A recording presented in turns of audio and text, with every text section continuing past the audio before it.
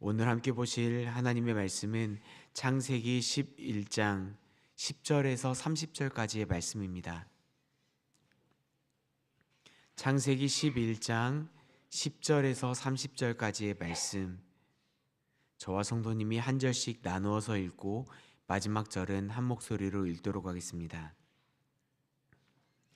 셈의 족보는 이러하니라. 셈은 100세 곧 홍수 후 2년에 아르박삿을 낳았고 아르박삿을 낳은 후에 500년을 지내며 자녀를 낳았으며 아르박삿은 35세에 셀라를 낳았고 셀라를 낳은 후에 403년을 살면서 자녀를 낳았으며 셀라는 30세에 에벨을 낳았고 에벨을 낳은 후에 403년을 지내며 자녀를 낳았으며 에벨은 34세에 벨렉을 낳았고 벨렉을 낳은 후에 430년을 지내며 자녀를 낳았으며 벨렉은 30세에 르을 낳았고 르를 낳은 후에 209년을 지내며 자녀를 낳았으며 르는 32세에 스룩을 낳았고 스룩을 낳은 후에 207년을 지내며 자녀를 낳았으며 스룩은 30세에 나홀을 낳았고 나홀을 낳은 후에 200년을 지내며 자녀를 낳았으며 나홀은 29세에 데라를 낳았고 데라를 낳은 후에 119년을 지내며 자녀를 낳았으며 데라는 70세에 아브라함과 나홀과 하란을 낳았더라. 데라의 족보는 이러하니라. 데라는 아브라함과 나홀과 하란을 낳았고 하란은 롯을 낳았으며 하란은 그 아비 데라보다 먼저 고향 갈대아인의 우르에서 죽었더라. 아브라함과 나홀이 장가들었으니 아브라함의 아내의 이름은 사레며 나홀의 아내의 이름은 밀가니 하란의 딸이요 하란은 밀가의 아버지이며 또 이스가의 아버지더라. 함께 읽겠습니다. 사레는 임신하지 못함으로 자식이 없었더라. 아멘. 네, 성도님들 반갑습니다.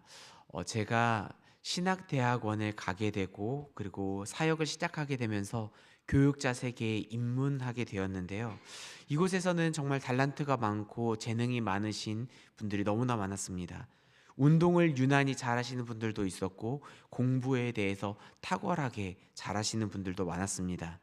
저는 비교적 낙천적인 성격을 가지고 있어서 그래서 무언가 저보다 잘하는 영역에 있는 분들을 바라볼 때 질투하거나 비교하지 않고 이렇게 생각하곤 했습니다. 저분은 저 분야에 잘하는 거고 나는 내가 또 잘하는 분야가 있잖아 라는 생각을 했습니다. 그런데 더 교육자들과 더 깊은 교제를 나누고 많은 교육자들을 만나다 보니까 캐릭터가 겹친다라고 하죠. 제가 잘하는 분야랑 겹치는 분들도 또 많이 만나게 되는 거예요. 그런데 그분들과 만났는데 동시에 그 잘하는 영역이 비슷하면서도 저보다 더 탁월한 분들도 많이 만나게 되었습니다. 그때는 또 이런 생각을 했습니다. 저분들은 나보다 나이도 많고 경험이 많잖아. 내가 저 나이가 되면 저 정도는 할 거야. 그리고 그 이상도 할 수 있을 거야 라는 생각을 했습니다. 그런데 어느새 제가 비교하던 그 나이가 되어버렸더라고요. 이제는 예전처럼 스스로를 합리화할 수도 없고 스스로를 위로할 수도 없게 되어버렸습니다. 그래서 내가 나 자신을 다른 식으로 낙천적으로 합리화할 수 있는 그런 때가 아니다라는 경각심을 느끼게 되었는데요. 이런 생각을 하면서 나는 지금까지 뭐 했지? 내가 이 나이 먹도록 무엇을 탁월하게 잘하고 있는가라는 그런 생각들을 하면서 이런 생각들이 마음 깊은 곳에서 솔직히 올라올 때가 있었습니다. 오늘 본문은 셈의 족보의 이야기가 나오고 있습니다. 성경을 읽다 보면 족보에 대한 본문들이 자주 등장하게 되는데요. 통독을 하다 보면 지루해지기도 하고 이게 무슨 의미가 있나라는 생각에 읽던 그 성경책을 덮어버리는 경우들도 많이 보게 됩니다. 오늘 본문 족보를 보면 수많은 이름들이 등장하는데요. 성도님들 혹시 여기에 나오는 르우라는 사람, 스룩이라는 이름 들어보신 기억 있으신가요? 나 성경 통독할 때 이 이름 들어본 적 있어. 이 사람 기억난다 하는 분이 계실까요? 이 사람들은 몇 세의 자식을 낳았고 몇 세까지 살았다라는 기록은 남아있지만 그들의 그 삶의 내용은 기록되어 있지 않습니다. 그저 다음 이야기를 이어가기 위한 연결고리로 여겨질 뿐입니다. 그런데 이런 모습이 우리의 인생과 비슷해 보이지는 않으신가요? 나는 아직 이룬 게 별로 없는 것 같고, 그저 시간만 지나가는 것 같고, 결국 평범하게 잊혀지는 인생이 되는 건 아닐까? 하나님 앞에 나의 이름은 남아있지만 무언가 의미는 희미하게 느껴지는 그런 생각을 해보신 적은 없으신가요? 그런데 우리가 이 족보에 대해서 조금 더 자세히 들여다보면 아주 중요한 사실이 하나 보입니다. 이 족보에 나온 사람들은 아무 일도 하지 않은 사람들이 아닙니다. 그들은 분명히 존재했던 사람이었고, 각자 가정을 이루었고, 자녀를 낳았고, 하루하루 살아갔던 사람들이었습니다. 다만 성경이 그들의 업적을 기록하지 않을 뿐입니다. 성경은 그들의 성취를 기록하지 않았고, 그들의 자리를 기록했습니다. 누구누구에게서 태어났고 누구를 낳았으며 하나님이 써가는 그 흐름 속에 남아 있었다. 이것이 족보에서 말하고 있는 족보의 언어입니다. 오늘 셈의 족보에 대한 이야기가 나오는데, 셈에게는 5명의 아들이 있었습니다. 엘람, 아수르, 룻, 아람, 그리고 아르박삿. 엘람의 후에 엘람 제국을 이루었고, 아수르의 후에는 고대 근동을 지배하는 아수르 제국을 세웠으며, 아람의 후에는 여러 강력한 왕국들을 이루어 후에 공용어로 사용되는 아람어라는 그런 문명들을 남기기도 했습니다. 그런데 하나님은 그 화려한 계보가 아니라 아무런 제국이나 왕국, 눈에 띄는 업적을 남기지 않은 아르박삿의 계보를 따라 역사를 이어가십니다. 세상적인 관점에서 봤을 때는 눈에 띄지 않은, 가장 무언가 드러내는 게 없는 계보였습니다. 그 계보의 많은 후예들 가운데에서 말미쯤에 하나님은 아브라함을 등장시키십니다. 처음에 볼 때 셈의 족보는 이러하니라 라고 시작되는 1절에서 내용이 쭉 진행되다가 27절에서 변화가 한번 생기는데요. 데라의 족보는 이러하니라. 이름들의 그런 행렬들이 계속 이어지다가 이제 한 가정의 이야기로 이야기가 계속 전개되려 합니다. 근데 그렇다고 해서 이 가정의 이야기가 특별한 가정이냐? 그것도 아닙니다. 이 데라의 가정의 이야기도 대단해 보이지 않습니다. 그의 아들 하나는 일찍이 죽었고, 그의 며느리 하나는 불임의 고통이 있었으며, 32절 보면은 데라는 길을 떠났지만 목적된 곳에 도달하지 못하고 죽게 됩니다. 데라의 인생을 한 문장으로 정리해 보자면, 가나안으로 가고자 했으나 하란에 머물러 하란에서 죽은 인생이라고 말할 수 있을 것입니다. 그렇다고 해서 우리가 데라의 인생을 실패한 인생이라고 말할 수 있을까요? 성경은 데라의 인생에 대해서 데라를 믿음의 영웅이라고 부르지도 않으며, 그렇다라고 악인이라고 정죄하고 있지도 않습니다. 그냥 담담하게 기록하고 있습니다. 데라는 거기까지 갔다. 저는 여기에서 제 자신을 한번 되돌아보게 되었습니다. 나는 지금 어디까지 가고 있는가? 하나님께서 부르신 그 자리에 내가 가고 있는가? 아니면 그 자리에 가는 그 도중 어느 지점에 머물러 그대로 있지는 않은가? 더 중요한 것은 이것입니다. 하나님은 지금 나의 모습을 통해서 무언가를 이루어가고 계시는가? 왜냐하면 하나님의 역사는 언제나 완성된 결과론적인 그 한 사람이 아니라 하나님이 이루어 가시는, 이어져 가는 그 사람들을 통해 흘러가고 있기 때문입니다. 하나님의 구속사라고 하는 우리가 눈앞에 보지 못하는 큰 그림 안에, 그 구속사 안에 들어가는 수많은 점들을 통해 하나님께서는 우리가 생각하지 못한 큰 길들을 이루어가고 있기 때문입니다. 데라의 인생이 멈추어져 있는 그 자리에서 하나님은 아브라함을 부르십니다. 하나님께서 아브라함을 부르신 이유는 그가 특별해서가 아닙니다. 그는 우상숭배의 땅에서 자라났고 불임이라는 현실, 그 고통의 현실을 안고 있었으며 아직 그의 삶 가운데서는 아무것도 증명해낸, 드러나는 것이 없었던 사람이었습니다. 그런데 하나님은 그런 아브라함을 찾아오셔서 말씀하십니다. 너는 떠나라. 내가 너에게 보여줄 그 땅으로 가라. 이 말씀은 이렇게 들리기도 합니다.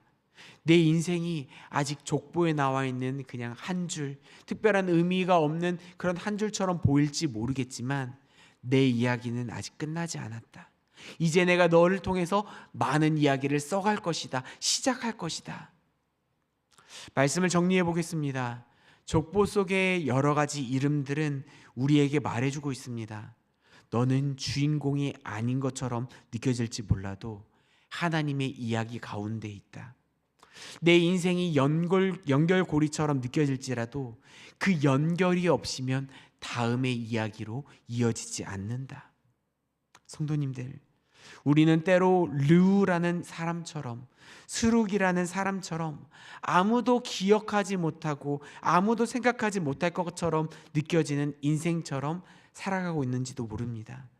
그러나 하나님은 기억되지 않은 그 이름을 통해 기억될 한 사람을 세우시고, 기억되는 그 한 사람을 통해 기억될 또 다른 하나님의 역사를 이루어 가십니다. 그리고 그 역사의 마지막 종착지는 하나님의 약속의 성취입니다. 그렇기 때문에 우리는 이 말씀 안에서 하나님께 이렇게 고백하며 나아갔으면 좋겠습니다. 하나님, 내 인생이 아직 족보의 하나의 이름처럼 사람들의 기억에 남는 특별한 것이 없는 것처럼 느껴지더라도 주님이 그려가시는 그 이야기의 한 줄기로 남을 수 있도록 도와주옵소서. 우리가 하란이라는 그 장소에 머물러 있지 않게 하시고 하나님의 부르심에 순종해서 다시금 일어날 수 있는 믿음의 걸음을 걸어가게 도와주시옵소서. 우리의 삶이 평범해 보이더라도 하나님은 오늘 평범한 우리의 삶을 통해 특별한 약속을 이루어 가시고 이어가시는 분이라는 것을 믿으며 우리에게 주어진 삶을 성실하게 살아가며 하나님이 계속 이어가시는, 하나님이 적어가시는 그 아름다운 스토리에 우리의 이름을, 우리의 자취를 남겨가는 모든 성도님들 되시기를 이 말씀을 준비해 주신 예수님의 이름으로 축복합니다. 함께 기도하겠습니다. 사랑의 하나님, 하나님의 그 선하심을 기억하며 오늘 하나님께서 우리에게 주시는 그 말씀을 생각하며 나아갑니다. 우리가 하란에 머물러 있지 않게 하시고 주님이 부르신 자리로 다시 떠나갈 수 있는 그런 믿음의 용기를 허락하여 주시옵소서. 익숙하고 안주되었던 그 모습대로 살아가지 않게 하시고 순종을 미루었던 그런 모습들이 있었더라면 주님 앞에 그런 마음을 솔직히 올려드리며 다시 한번 나아갈 수 있도록 도와주시옵소서. 우리의 삶이 평범한 것처럼 느껴지더라도 낙심하지 않게 하여 주시고 하나님께서 이루어 가시는 그 많은 그 그림과 수많은 이야기들의 하나로서 감사하며 주어진 삶을 성실하게 살아갈 수 있도록 은혜를 허락하여 주시옵소서. 사랑 많으신 예수님 이름으로 기도드리옵나이다. 아멘. 우리 함께 계속 말씀을 붙들고 기도 제목으로 계속 이어갔으면 좋겠는데요. 하나님, 우리의 인생이 아직 족보의 한 줄처럼 느껴진다 하더라도, 평범해 보이고 특별한 것들이 도드라지는 것이 보이지 않는다 하더라도 낙심하지 않게 하여 주시옵소서. 다른 사람과 비교하며 스스로를 작게 여기는 마음, 나는 여기까지인가? 내가 했던 것들은 아무런 의미가 없었던 것인가? 나는 무언가를 이뤘는가? 하고 자기를 자책하며 속상해했던 그런 마음들이 있었더라면 그 마음을 하나님 앞에 내려놓으며 하나님께서 이루어 가시는 것들을 바라보며 주님께 모든 걸 맡기며 나아가는 우리가 되게 하여 주시옵소서. 또 한 번 더 기도할 때 하나님, 완성된 사람이 아니라 주님의 이야기를 이어가는 사람으로 우리를 사용하여 주시옵소서. 눈에 띄지 않는다 하더라도 우리가 무언가 어떤 사람들의 그 시선에 기록되지 않는다 하더라도 하나님의 약속을 이어가는 수많은 점들 중에 하나로서 하나님의 약속을 이어가는 인생이 되기를 간절히 소망하며 이 믿음 가운데 하루하루 최선을 다해 살아갈 수 있도록 도와주시옵소서. 마지막으로 기도하실 때 우리의 오늘 하루 가운데 만나게 될 많은 사람들, 그 사람들의 그 모습들 가운데에서 우리가 하나님의 사람으로, 그리스도인의 사람으로 하나님이 보시기에 기뻐하실 수 있는 우리의 삶을 통하여, 우리의 언어와 행실들을 통하여 그 사람들에게 예수님의 사랑을, 예수님의 향기를 드러낼 수 있는 복음의 전달자가 될 수 있도록 도와주시라고, 이상의 기도 제목으로 합심하여 기도하신 후에 개인의 기도 제목으로 계속 기도를 이어가도록 하겠습니다. 함께 기도하도록 하겠습니다.